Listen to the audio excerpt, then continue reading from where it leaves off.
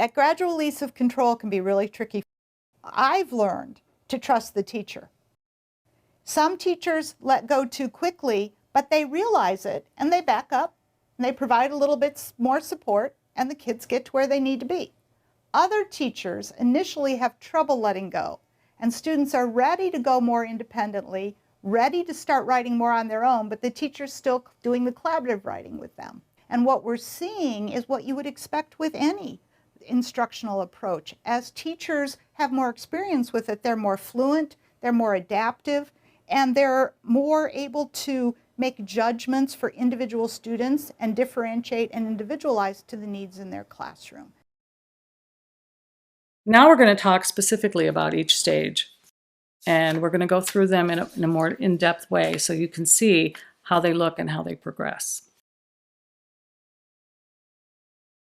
The first one is activate and develop background knowledge.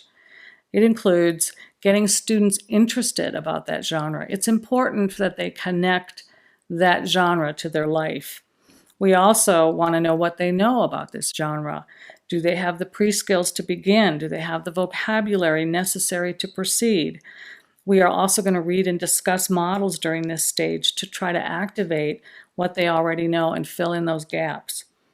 After we assess their skills, we're going to begin teaching a strategy or a mnemonic. And then we're going to briefly introduce in this stage the self-regulation and goal-setting strategies. We want to assess what the students know, and if we can trigger information they already have and they produce it when we pre-assess, that saves us time and we're not teaching them something they already know.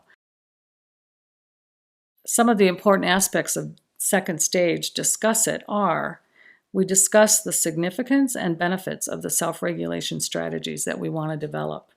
We want to focus on students' current writing and self-regulation abilities, what they say to themselves, their attitudes, and their beliefs about writing. All of the steps in the writing process are discussed, including mnemonics and goals.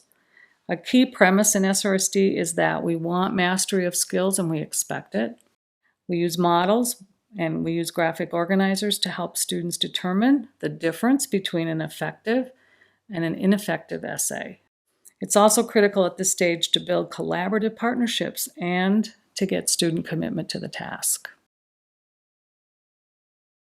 In the discuss it stage, we actually go through all of the tasks that we keep repeating over and over again later. So these are the important ideas, the basis. It sets this groundwork that we built in stage one even deeper and embeds it into students' thinking so that when we get to the stage three, which is modeling these ideas, these concepts, they'll have a knowledge of them before the teacher starts to model.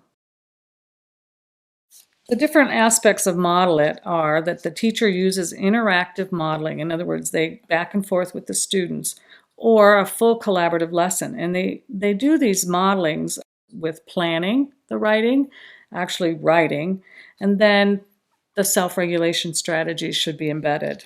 The teacher will think aloud while planning and writing an actual composition, and throughout that, thoughtfully use self-regulation strategies. They will use language that's natural and, most important, enthusiastic. The important aspects of Memorize It are that teachers want to ensure here that they've memorized the strategy. We begin memorizing in stages 1 through 3, but we take some time during this stage to verify that students have memorized the steps. Basically, we want students to internalize the strategy using the mnemonic and personalized self-statements. This stage is important, especially for struggling students. And if they don't have it internally, when they're out in other classes or they're having their state test and they're asked to write a certain kind of essay, if they haven't memorized it, they're not going to be able to use it. So it's critical that we make sure struggling students have this down. Aspects of the supported stage that are important are the need for teacher scaffolding of the strategies that have been previously taught in stages 1 through 3. The teacher also provides as much support as is needed for students to attain their goals.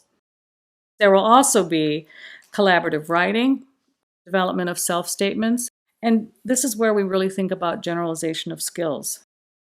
The research is really clear that in order for students to be successful and independent, that we have to gradually release the responsibility of instruction to them. And we do this by introducing, modeling, and then the collaborative writing and planning, and then eventually they do it themselves. Stage 6, the independent stage, is what we're all working for. We provide an opportunity to move students who've not already switched from that overt to covert writing. The use of graphic organizers and self-instruction planners is usually not necessary for the majority of students, so this is where they fade out. Our goal is to have students independently update their own self-regulation plans. Generally, this stage continues the fading of scaffolds from stage 5 to complete independence. Work in this stage also ensures that transfer to other environments is implemented.